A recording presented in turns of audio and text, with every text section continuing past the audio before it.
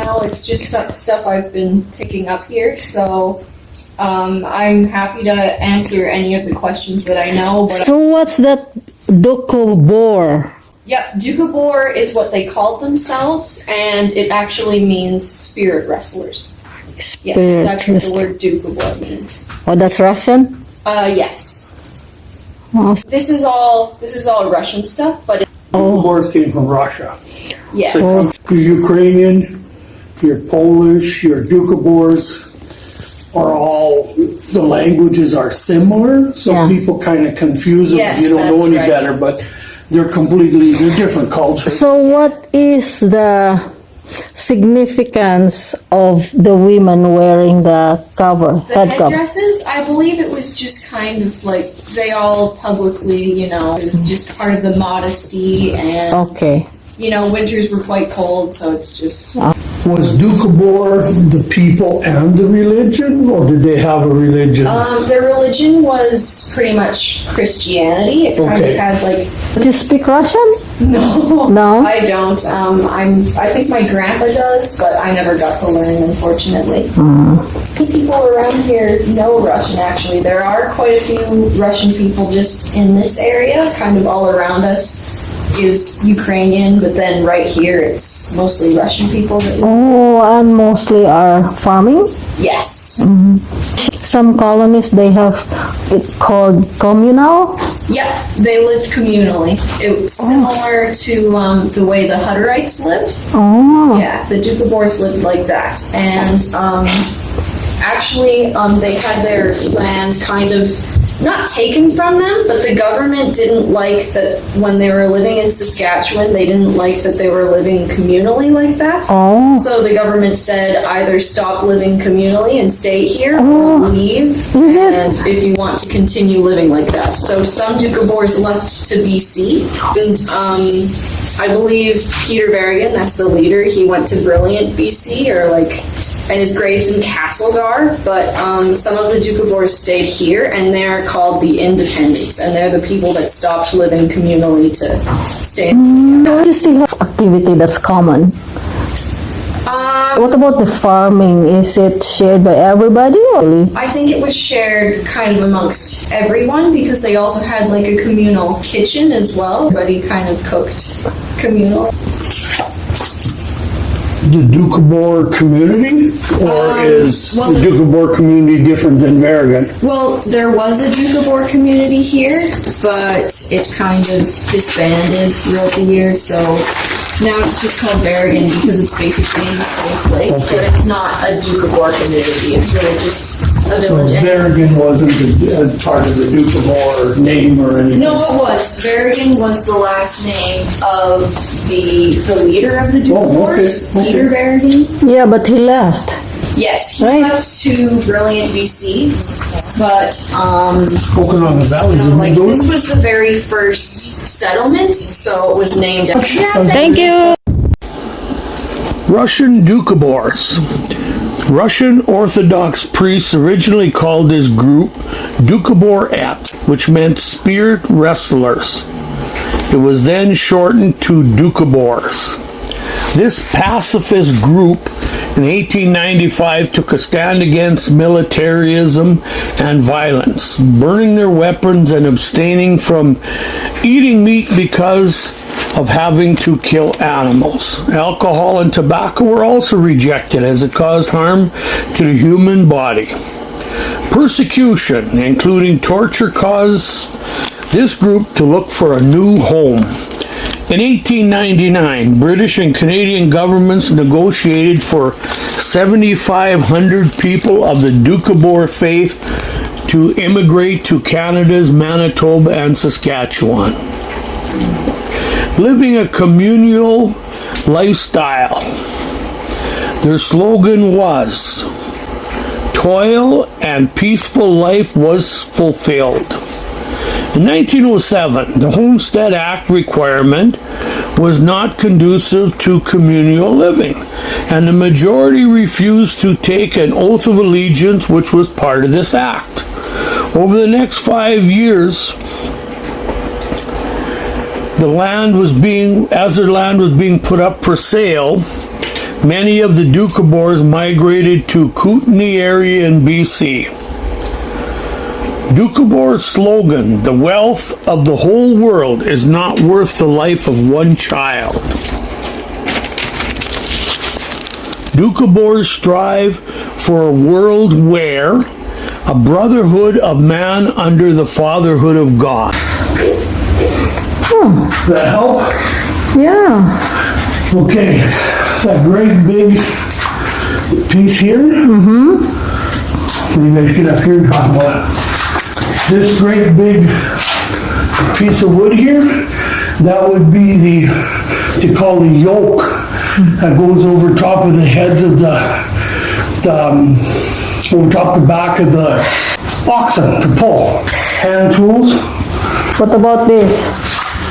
That's a little cultivator you pull behind a horse. I have no idea what this thing is. We have a long ways to go yet. Okay, let's go. Bye, horse. Interesting story.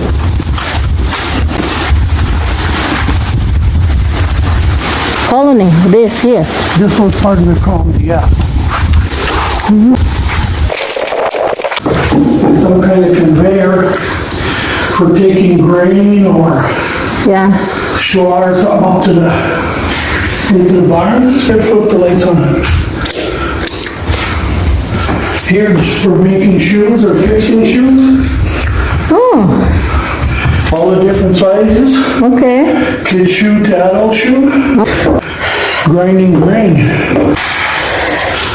We turn it, we crunch the grain into powder.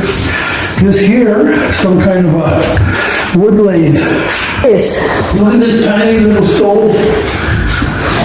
Oh, yeah. This. Here's what they call a bobsled. It's got front and back, but usually instead of that thing across, usually there's 4 chains. I believe it's for shearing sheep. And here's when you take the clippers and you go over the sheep, and this is for butter churn. You dump your raw milk in here, and you spin the handle, and this thing spins around, and here's a whole bunch of little discs, little combs, and your milk would come out of here, your milk come out of here, and your cream would come out of here. License plates. License plate. Okay. License plates from Saskatchewan in 54. This here. 57, Wheat Province. Yeah. Yeah, home of the RCMP. Okay, let's go. Diamond Jubilee. 65. Wherever that is. Homemade snow shovels. Or green shovels, one or the other.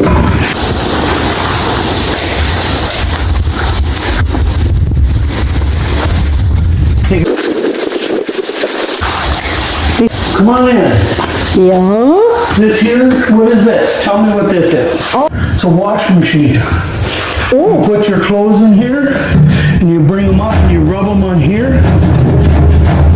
And then when you want to wring them out, Okay. you put them in here, and you turn the hand crank, and it sucks the clothes through. Okay. The hand one. Yeah. Okay. Put it in a bucket, scrub in your clothes. Yeah. Here's different kinds of grills for hearths, for stoves. Oh, this one here is a sauna. This is a sauna. This here? That stove there. They have a stove here that would heat the water, cold water in the barrel. You have benches to sit on.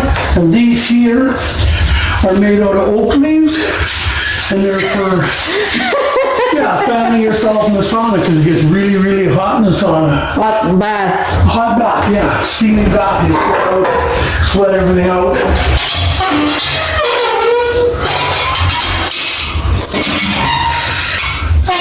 You think David and I are related? Something for David. I don't know to say. You have to bring him here to find out.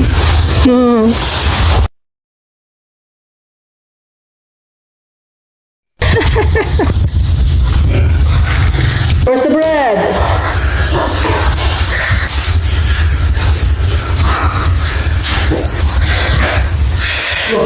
They have cows hooked behind their plows, not just oxen. Just use a magnifying glass Okay. for looking at spots on the map. I see that.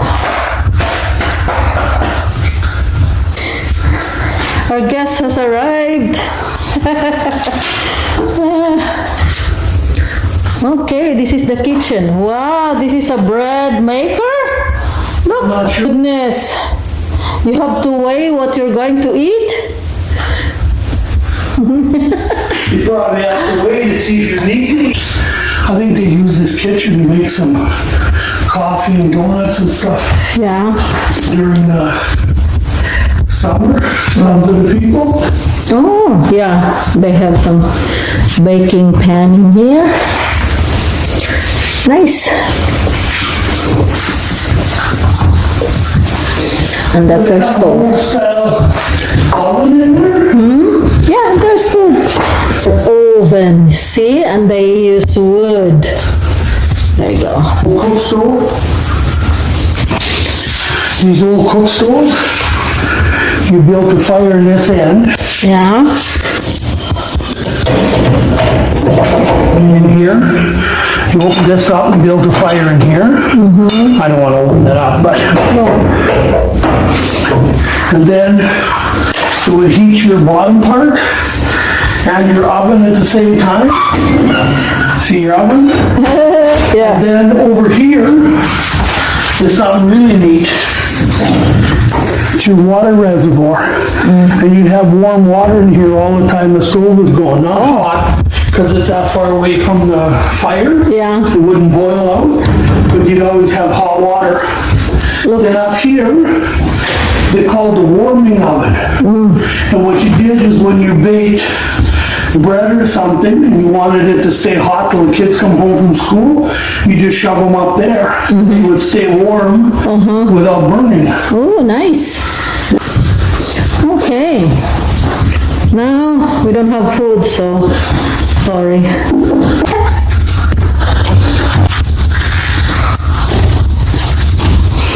Maker. My goodness, look at this. Be careful there. See? I'm not here to look at this underneath. It kind of leans out to Florida. Oh, yeah. Oh, my goodness.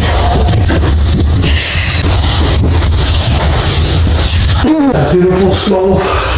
Oh, library.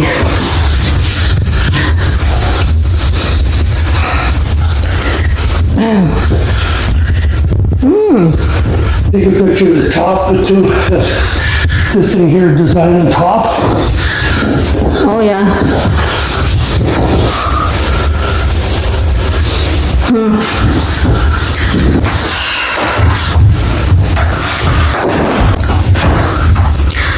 No lights. Ay, 1,000 years old.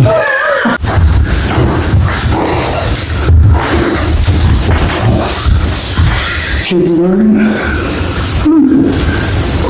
Okay, that's... No, thanks.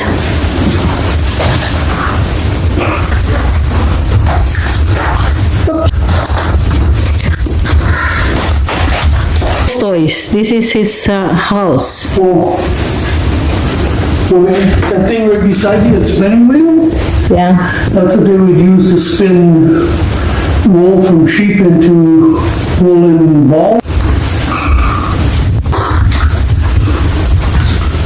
Yep. Okay.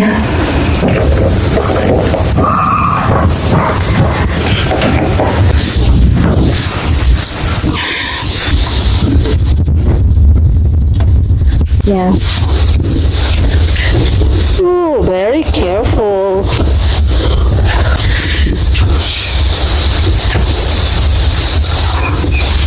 There is one of those. Okay, go in. A house. A house and a kitchen. Yeah, stove, kitchen, kid's crib in the corner. That's a butter churn for making butter out of milk, out of cream. Manila.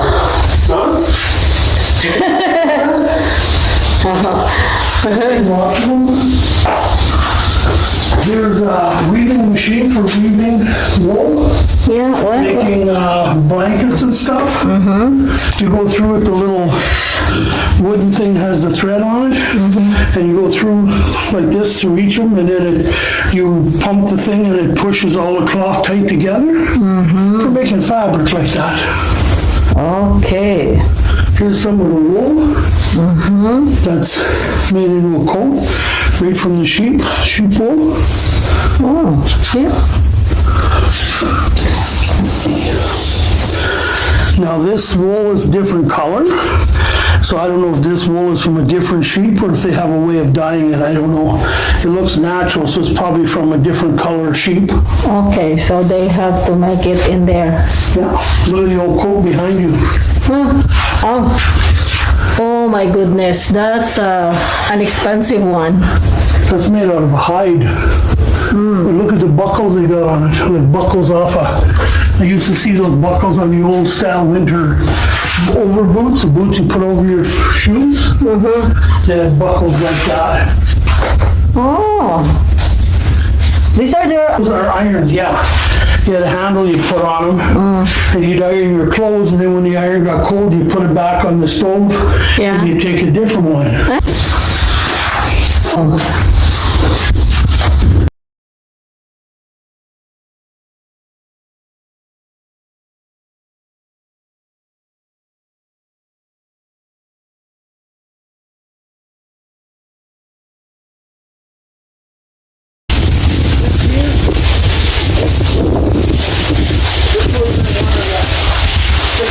For grinding flour or grain.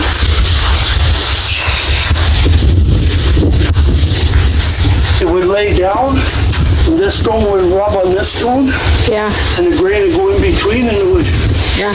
crunch it up. This was a gasoline-fired engine. There's our tour. Yeah, thank you for touring me around. You're very welcome. You're a good tourist guide.